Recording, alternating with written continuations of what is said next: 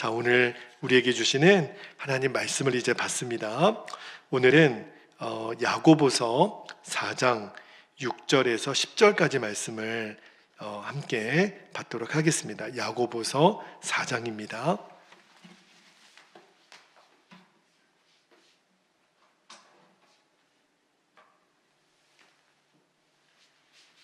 자, 말씀을 한 절씩 교독하여 읽고 마지막 절은 같이 읽겠습니다. 6절 제가 먼저 읽겠습니다. 그러나 더욱 큰 은혜를 주시나니 그러므로 일렀으되 하나님이 교만한 자를 물리치시고 겸손한 자에게 은혜를 주신다 하였느니라. 그런즉 너희는 하나님께 복종할지어다. 마귀를 대적하라. 그리하면 너희를 피하리라. 하나님을 가까이 하라. 그리하면 너희를 가까이 하시리라. 죄인들아 손을 깨끗이 하라. 두 마음을 품은 자들아 마음을 성결하게 하라. 슬퍼하며 애통하며 울지어다.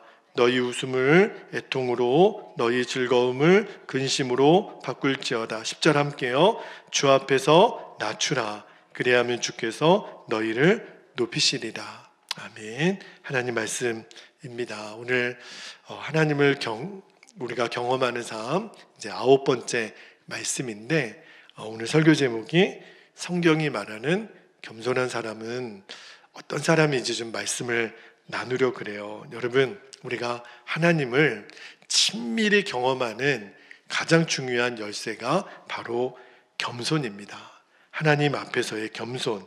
그러니까 우리 자신이 겸손해졌다면 지금 하나님과 친밀함에 눈이 열린 거예요. 그런데 내가 아직 하나님을 친밀하게 경험하는 것 같지 않은 것 같고 잘 모르겠다. 그러면 그 사람에게는 지금 겸손에 문제가 있는 겁니다. 자, 여러분 말씀 한 구절만 볼게요. 이사야 57장 15절에 보면 이렇게 말씀합니다. 지극히 존귀하며 영원히 거하시며 거룩하다 이름하는 이가 이와 같이 말씀하시되 내가 높고 거룩한 곳에 있으며 또한 통회하고, 잘 보세요, 마음이 겸손한 자와 함께 있나니 이는 겸손한 자의 영을 소생시키며 통회하는 자의 마음을 소생시키려 함이라. 여기 하나님 뭐라고 말씀하시냐면 내가 겸손한 자와 함께 하겠다. 그리고 겸손한 자의 영을 소생시키겠다. 그렇게 말씀하세요. 그러니까 여러분, 하나님과의 관계를 점검하는 데 있어서 정말 너무너무 중요한 게 우리의 겸손이에요. 내가 정말 겸손해졌나, 이거를 좀 확인해 보고 싶은 거예요. 자, 그런데 이 겸손이라고 하는 이 단어에 대한 우리의 오해가 있습니다. 여러분, 겸손하면 어떤 의미가 떠오르세요? 예를 들어 누군가 좀 해달라고 요청했을 때 겸손한 사람은 어떻게 하죠? 저 그런 거 잘 못합니다. 재주가 없습니다. 제가 그런 거 저는 할 줄 모릅니다. 이러면 어때요? 좀 겸손한 사람처럼 보이죠? 반대로 뭔가를 요청하고 좀 이렇게 도와주실 수 있습니까? 그렇게 얘기했을 때 내가 그걸 또 잘하는 줄 또 어떻게 하셨어요? 왜 이제 얘기하시는 거예요? 나 또 그거 왜 안 시켜주나 했네. 이렇게 만약에 말한다 그러면 그 사람은 어떻게 느껴져요? 엄청 교만하게 느껴지지 않겠습니까? 요 패턴, 요게 세상 사람들이 경험하고 있는 교만과 겸손의 의미예요. 내가 뭘 이렇게 할 것 같고 이렇게 좀 잘난 척하고, 그죠? 그러면은 교만한 사람이고, 겸손한 사람은 어떤 사람이요? 내가 좀 부족한 것을 알고 함부로 나대지 않고 착하고 자기 주장을 잘 하지 않는 사람은 겸손한 사람이네, 이렇게 생각하는 경향이 있는데, 자, 그런데 중요한 것은 세상이 말하는 겸손의 기준이 아니라 성경은 뭘 겸손이라고 하는지를 우리가 알아야 돼요. 기준은 항상 하나님의 말씀입니다. 성경이 말하는 겸손은 뭘 말하느냐면 내가 하나님 앞에 있는 거예요. 내가 지금 항상 하나님 앞에 있다라는 것을 내가 의식하는 것, 그 사람을 겸손하다고 성경은 말하는 거예요. 그러니까 우리가 일방적으로 알고 있는 상식하고 달라요. 나는 잘 못해요. 나는 부족해요. 나대고 싶지 않고 나는 그냥 가만히 있을래. 주제 파악을 해야지. 이런 생각을 갖고 있다고 그 사람이 겸손한 사람이 아니라, 내가 항상 하나님 앞에 있는 것을 느끼고 그 하나님을 바라보는 사람이 되는 것, 그거를 보고 이 사람이 겸손한 사람이구나 하는 것을 알 수 있다는 거예요.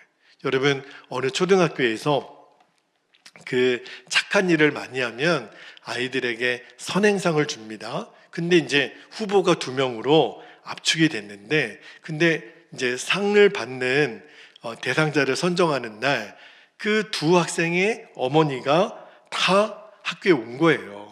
어떤 기대를 가지고 갔을까요? 우리 아이가 선행상을 받을 줄로. 그러니까 그 어머니 둘이 그 교실에 와서 막 싸우기 시작하는 겁니다. 왜 싸웠냐면 우리 아이가 착한 일을 더 많이 했으니 선행상을 받아야 된다.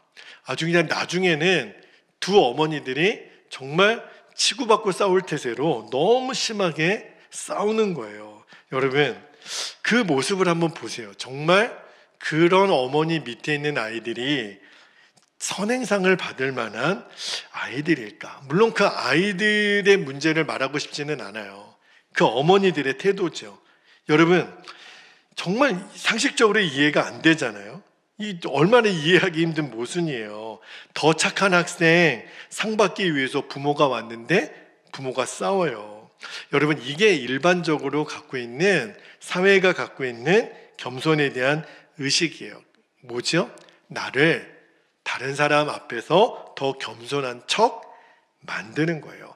그게 성경이 말하는 겸손이 아니라, 성경이 말하는 겸손은요, 내가 하나님을 바라보기 때문에 나오는 행동, 그게 바로 겸손이에요. 여러분, 어느 교회에서 꽤 오래전 이야기예요. IMF 때 교회에서 장로님들끼리 싸움이 나셨는데, 한 분 장로님은 선교부장이시고 또 한 분의 장로님은 재정부장이세요. 선교부장님은 선교사님들을 직접적으로 도우시니까 내년도 예산에 선교비를 증액해야 된다. 근데 재정부장님은 지금 가뜩이나 지금 재정이 어려운데 선교부에서 그 선교비를 올리면 우리가 지금 다 동결하고 있는데 어떻게 하느냐, 절대 선교비를 올릴 수 없다. 막 장로님 2분이 너무 심하게 싸우시는 거예요. 여러분, 2 장로님 중에 누가 더 잘했죠? 선교부장님이 잘했나요? 재정부장님이 잘했나요? 여러분, 이런 경우에 누구 편을 들어줘야 되죠? 누가 더 잘했다고 판단해 줘야 되죠? 기준이 있어요. 겸손을 가지고 판단해야 되는 거예요. 겸손이 뭐라 그랬어요? 지금 내가 하나님 앞에 있는 것을 늘 아는 것, 그거를 느끼고 있는 것. 일단은요, 이 2 장로님이 둘 다 겸손한 사람이 아닙니다. 왜? 교회에서, 회의석상에서 2 분이 싸웠어요. 그게 뭘 말하는 거냐면 하나님을 전혀 지금 바라보지 않았다는 거예요. 하나님을 전혀 의식하지 않았다는 거예요. 하나님 앞에서 어떻게 2 사람이 싸울 수 있습니까? 우리는요, 흔히 내가 옳다고 생각하면 화를 내도 되는 줄 알아요. 여러분, 내가 옳다고 생각하니까 그 다음부터는 내게 막 주장이 생기고 막 목소리가 커지지 않습니까? 그래서 막 싸움이 나요. 그런데 그때 봐야 돼요. 누가 옳은가, 누가 그른가, 그게 문제가 아니라 이 사람이 지금 겸손한 사람인가. 겸손한 사람은 항상 하나님을 의식합니다. 내가 하나님 앞에서 할 수 없는 말, 하나님 앞에서는 할 수 없는 행동이면 하지 않는 거죠. 그걸 보고 이 사람이 정말 겸손한 사람이구나. 하나님이 그 사람을 쓰세요. 하나님이 오늘 저와 여러분에게 물으십니다. 그래서 너는 겸손해졌느냐? 이제 여러분 아셔야 돼요. 내가 못해요. 나 그런 거 어려워요. 내가 뭐 잘할 수 없어요. 여러분, 그게 겸손이 아니라니까요. 어떤 때는요, 내가 하겠습니다.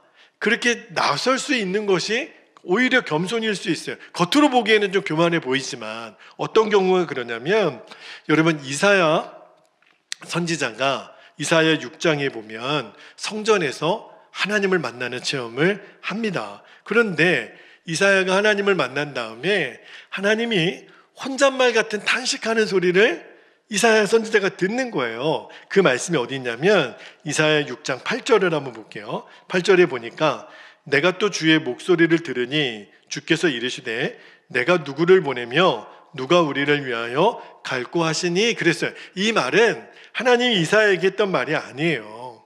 하나님이 지금 혼잣말로, 왜냐하면 지금 이스라엘에게 화를 선포하는 예언자가 필요한데 이 어려운 사명을 누구에게 맡겨서 보내지? 참 고민스럽네. 하나님이 지금 천사들과 같이 탄식하는 거를 이사야가 들은 거예요. 하나님이 이사야에게 너 지금 이스라엘로 가 말씀하신 게 아니에요. 하나님이 그렇게 고민하는 소리를 이사야가 듣고 8절 후반절에 보면 이사야가 어떻게 말하냐면, 자, 8절 후반절을 볼게요. 그때 내가 이르되 내가 여기 있나이다 나를 보내소서 하였더니. 여러분, 이 문자적으로만 이 말씀을 보면 이사야 선지자 엄청 교만하네. 하나님이 시키지도 않았는데 막 자기가 하겠다고 지금 나서는 것처럼 보이잖아요. 근데 여러분, 지금 여러분이 보기에도 이사야가 교만해 보입니까? 막 나대는 사람처럼 보입니까? 아니에요. 그 앞부분을 보면 이사야가 지금 성전에서 하나님을 만난 거예요. 영광 중에 하나님 앞에 서고 나니까 하나님이 지금 너무 마음이 어렵다. 누구를 보내지? 누구에게 사명을 맡겨서 보내지? 그때 이사야 선지자가 주님, 저를 보내소서. 제가 가겠습니다. 이랬다는 거예요. 저는요, 앞으로 이제 목회를 하면서 우리 교우들을 한번 볼 거예요. 우리 성도님들 중에 목사님, 저에게 우리 교회에서 제일 힘들고 제일 어려운 일 저에게 맡겨주세요. 그렇게 말씀하시는 성도님들이 나타나기를 제가 기다리겠습니다. 그분이 바로 겸손한 사람이에요. 왜 그러냐면 내가 지금 하나님 앞에 서 있기 때문에, 그죠? 그 마음이 그냥 일어나는 마음이 아니라 하나님 앞에 서 있기 때문에. 왜냐하면 하나님이 힘들고 어려운 일을 지금 누구에게 맡기지? 그러고 있는데 하나님 그 일을 저에게 맡겨주세요. 왜? 하나님이 원하시니까. 그죠? 물론 처음에는 일을 하다가 힘들고 어려울 수 있어요. 그런데 하나님을 아는 눈이 정말 점점 띄어지면 우리들 마음에 어떤 갈망이 생기냐면 하나님 그 어려운 일 저에게 맡겨주세요. 제가 한번 해볼게요. 그리고 이제는요, 누구라도 가고 싶은 곳, 누구라도 되고 싶은 자리에는 별로 관심이 없어요. 하나님이 보낼 사람 보내시겠지. 근데 이제 우리의 관심은 아무도 안 가겠다고 하는 그곳, 아무도 좋아하지 않는 그 자리, 하나님 나를 거기 보내주세요.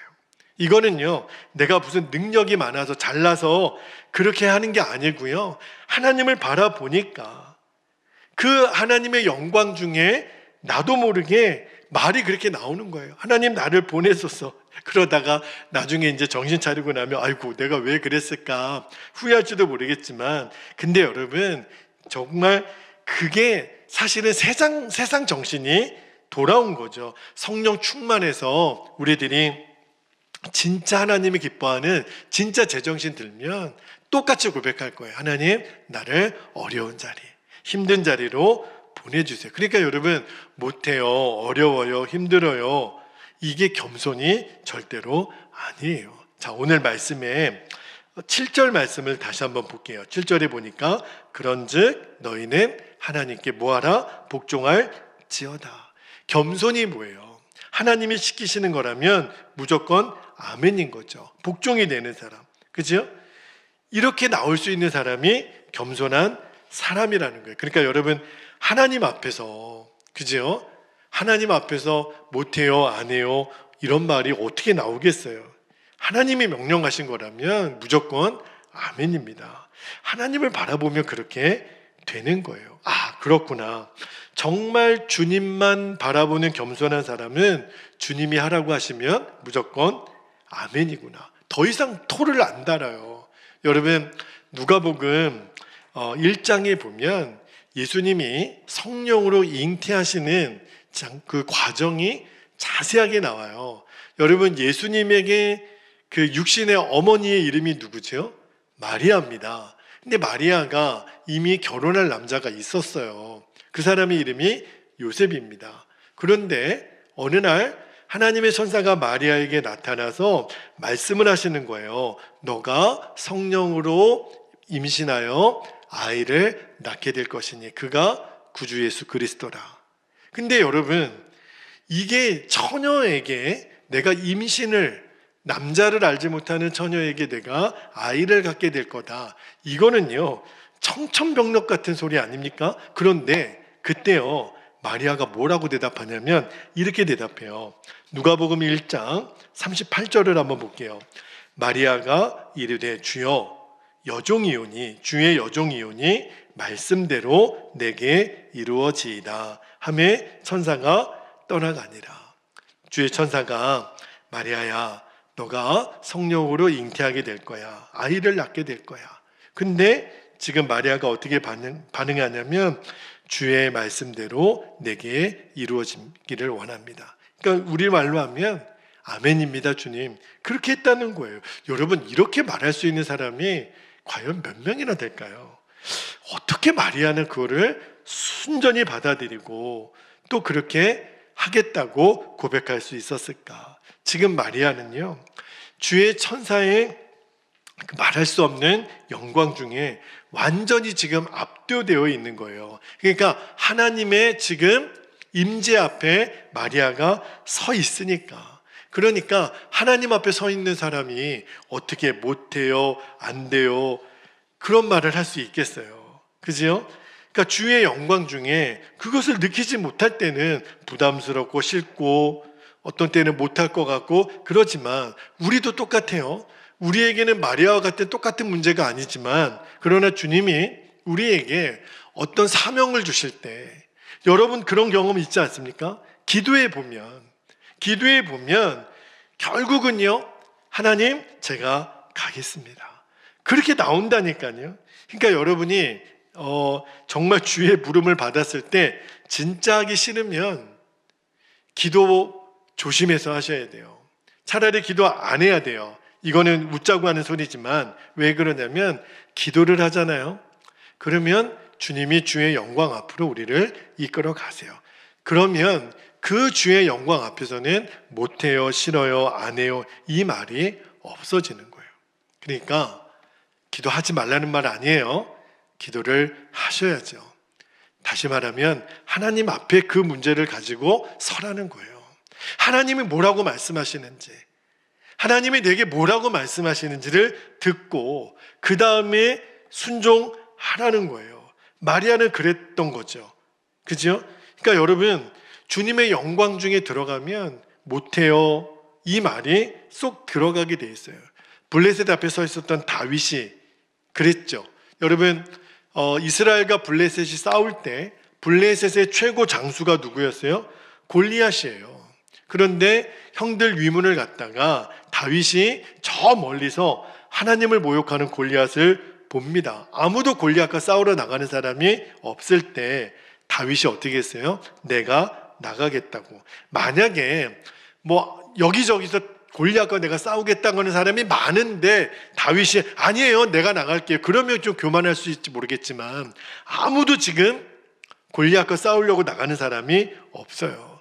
그 중에 다윗이 이제 싸우러 나가겠다고 하는 거죠. 자, 그때 소년이었지만 이 다윗이 싸우러 나가겠다고 하는 게 실은 겸손한 거예요. 왜 그러냐면, 자, 다윗이 골리앗 앞에 섰을 때 나중에 뭐라고 얘기하냐면 사무엘상 17장 45절, 너무너무 유명한 말씀이죠. 제가 읽습니다. 다윗이 블레셋 사람 골리앗에게 이르되 너는 칼과 창과 단창으로 내게 나와오거니와 나는 만군의 여호와 이름 곧 내가 모욕하는 이스라엘 군대 하나님의 이름으로 너에게 나아가노라. 여러분, 이게 겸손이에요. 언뜻 보면 하룻강아지 범무서운 줄 모른다고 다윗이 지금 경고망동하는 것 같잖아요. 아니라니까요. 다윗이 왜 모르겠어요? 골리앗에 비하면 내가 얼마나 약한 사람이라는 거를 왜 모르겠어요? 근데 다윗은 누구를 바라보고 있냐면 골리앗 뒤에 팔 벌리고 계시는 하나님이 바라보아지는 거예요. 나는 약하지만 하나님은 능히 저 하나님을 모욕하는 블레셋의 장수를 무너뜨릴 수 있어. 이 믿음이 일어나는 거예요. 여러분, 성경이 말하는 겸손은 바로 이걸 말하는 거예요. 내 힘은 약하지만 하나님을 바라보니까 이제는 못해요, 안 돼요 이런 말을 할 수가 없고 믿음이 일어나는 거죠. 근데 여러분, 그때요 다윗이 막 이렇게 나오니까 다윗의 형이 있죠. 그 8형제 중에 첫 번째 형 엘리압이 다윗에게 막 뭐라고 꾸짖었던 거 아십니까? 자, 사무엘상 17장 28절을 한번 볼게요. 28절에 보면 큰형이 이렇게 얘기합니다. 큰형 엘리압이 다윗이 사람들에게 하는 말을 들은지라 그가 다윗에게 노를 바라여 이르되 내가 어찌하여 이리로 내려왔느냐, 들에 있는 양들을 누구에게 맡겼느냐. 큰형 엘리압이 다윗에게 이렇게 말합니다. 너는 너의 교만과 너의 마음의 완악함을 아노니 내가 전쟁을 구경하러 왔도다. 여러분, 지금 엘리압이 다윗 보고 야 다윗 너 진짜 너 엄청 교만한 놈이네 지금 이렇게 얘기하는 거예요. 엘리압은요 지금 세상적인 기준의 교만과 성경이 말하는 겸손, 세상적인 겸손과 성경이 말하는 겸손을 형 엘리압은 헷갈리는 거예요. 여러분, 세상적으로 보면 다윗이 지금 교만한 거죠. 그러나 성경적으로 보면 다윗이 겸손한 거예요. 누가 교만한 거예요? 엘리압이. 왜 그러죠? 여러분, 엘리압은 자기하고 지금 동생 다윗을 비교해 보면 자기가 형이고 키도 크고 힘도 세고 외모도 잘났고 그죠? 그러면 지가 나가서 싸워야지. 근데 또 자기하고 골리앗을 비교하니까 또 어때요? 골리앗에 비하면 나는 너무 작아. 골리앗보다 키도 작아. 싸움도 못해. 저 사람은 용사지만 나는 싸우러 갈 수 없어. 그게 여러분 세상적으로 교만한 사람의 전형적인 특징이에요. 약한 사람에게 강하고 강한 사람 앞에 한없이 약해지는 사람. 여러분, 자기 눈에 자기보다 작아 보이면 엄청 교만해지고 자기보다 큰 사람 앞에서는 한없이 열등감 가지고 위축되는 사람, 그 사람이 교만한 사람이에요. 여러분, 이제 우리가 내 자신을 봐야 됩니다. 내 믿음은 얼마나 자랐나? 나는 하나님 앞에 겸손해졌나? 세상적인 기준으로 판단해서는 안 돼요. 그죠? 여러분, 이제는 하나님이 보시는 기준으로 봐야 됩니다. 아니, 하나님이 쓰시겠다고 하면 작은 자도 큰 자를 이길 수 있는 거죠. 할렐루야. 왜요? 하나님이 하시는 거니까. 이런 믿음이 생기는 거예요. 근데 나보다도 훨씬 더 작아 보이는 사람이 있을 수 있죠. 그런데 하나님의 눈으로 보니까 내 눈으로 보면 작아 보이는 사람이 나보다 큰 사람일 수도 있어요. 나보다 나이가 어리고 나보다 능력이 없어 보이지만 저분에게 일을 맡기면 더 잘할 수 있겠다. 그래서 나보다 연소하고 나보다 약해 보이고 그런 사람 앞에 함부로 하지 않는 것, 그게 겸손이에요. 여러분, 한국 사람은요 나이가 깡패고 직책이 깡패고 내가 한 살이라도 더 많으면, 내가 조금이라도 더 높으면 아랫사람 하대하고 무시하고 윽박지르고, 여러분 그건 진짜 교만한 거예요. 저는 할 수만 있으면 공식 석상에서는 절대로 후배들 나이 어린 사람에게도 저는 반말해서는 안 된다고 생각합니다. 너무너무 친한 사이여서 개인적인 자리에서는 이렇게 말을 놓을 수도 있겠지만, 아무리 내가 나이가 많고 상대방이 아무리 나이가 적고 자격이 안 돼도 그 사람을 절대로 내가 무시하고 깔보지 않는 거, 그 사람이 진짜 겸손한 사람이에요. 여러분, 이런 원리가요 민수기 13장 14장에 보면 가데스바나에서 12명의 정탐꾼들이 다녀온 뒤에 보고했던 일 가운데, 여러분 기억나시죠? 여호수아와 갈렙은요 정탐하고 돌아온 다음에 뭐라고 얘기했냐면, 그 가나안 땅에 안악자손과 같은 거대한 사람들이 있다라는 거, 팩트는 똑같이 전했어요. 그런데 여호수아 갈렙은요 10명의 정탐꾼하고 달리 뭐라고 주장했냐면 들어가자는 거예요. 그들이 강하지만 우리가 이긴다는 거예요. 왜요? 하나님이 저들을 우리에게 주셨으니까 저들은 우리의 밥이라는 거예요. 아니 나보다도 팩트는 강한 사람이에요. 근데 들어가자는 거예요. 싸우자는 거예요. 왜? 하나님이 우리와 함께 계시니까. 여러분 이게 겸손이라는 거예요. 왜? 전적으로 하나님만 바라봤으니까. 그런데 10명의 정탐꾼들은 보고하기를 우리 들어가면 우리는 메뚜기다. 가다가 죽는 수가 있다. 그리고 막 팩트는 전할 수 있을지 모르겠지만 그들의 눈에는 하나님이 보이지 않아요. 그러니까 두려운 거죠. 이거는 겸손했다는 뜻이 아니에요. 정확히 말하면 10명의 정탐꾼들에게는 믿음이 없었던 거예요. 자, 여러분 창세기부터 레위기, 민수기, 신명기, 창출, 레민신 이 5권의 성경을요 모세 오경이라고 그러거든요. 근데 이 모세 오경을 누가 썼냐면 모세가 썼어요. 그런데 여러분 성경에 보면 모세가 세상에서 제일 온유한 사람이라고 말하죠. 자, 여러분 그 말씀이 어디 있냐면 민수기 12장 3절을 한번 볼게요. 민수기 12장 3절에 보면 이 사람 모세는 온유함이 지면의 모든 사람보다 더하더라. 자, 여러분 이 민수기도요 누가 썼어요?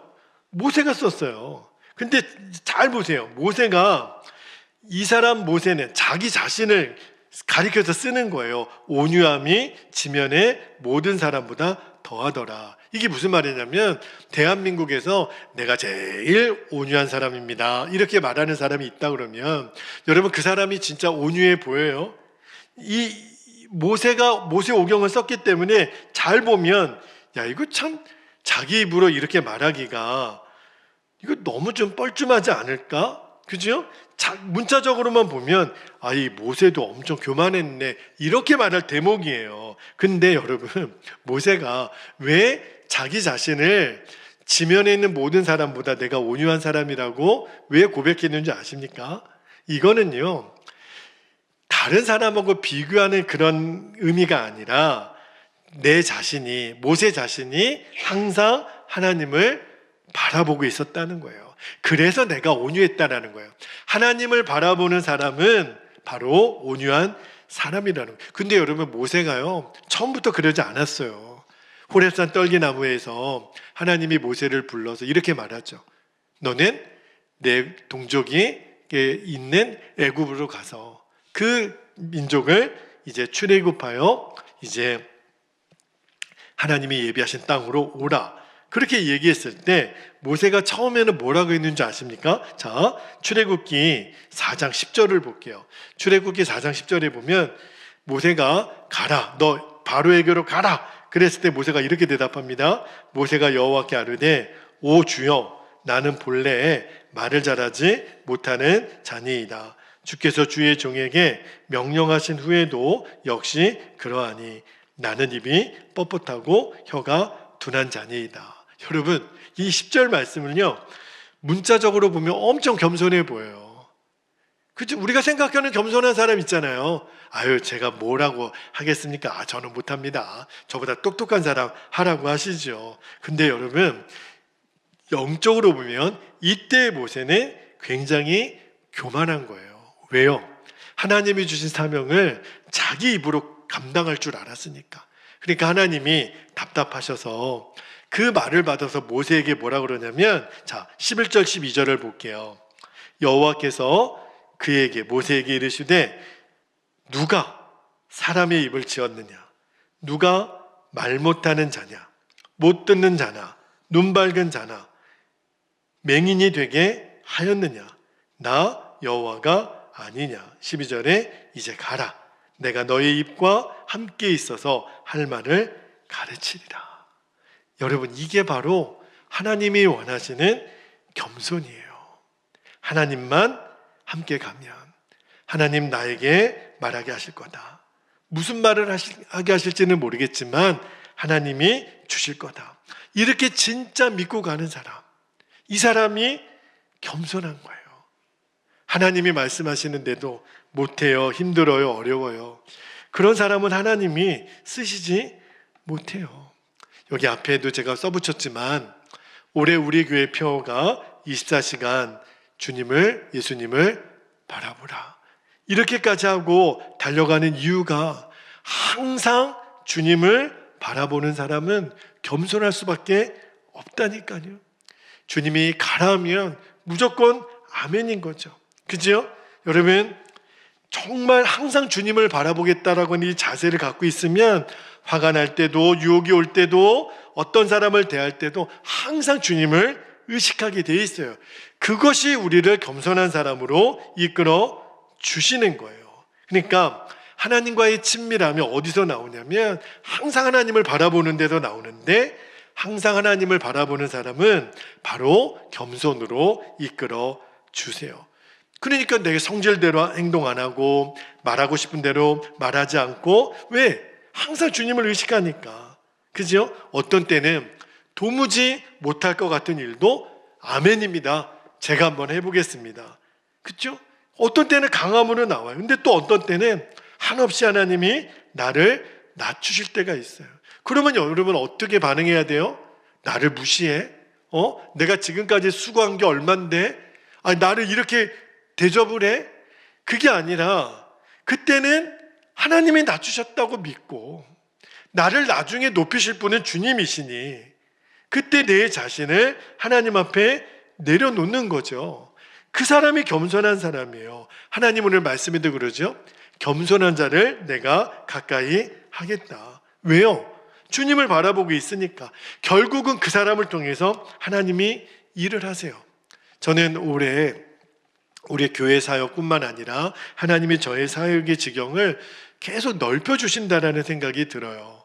지방의 일도, 또 연회 일도, 또 우리 교회 학교 아이들을 섬기는 일에도. 근데 제가 어제도 서울을 다녀오면서 하나님이 저에게 계속 다스려 주시는 마음이 하나 있었어요.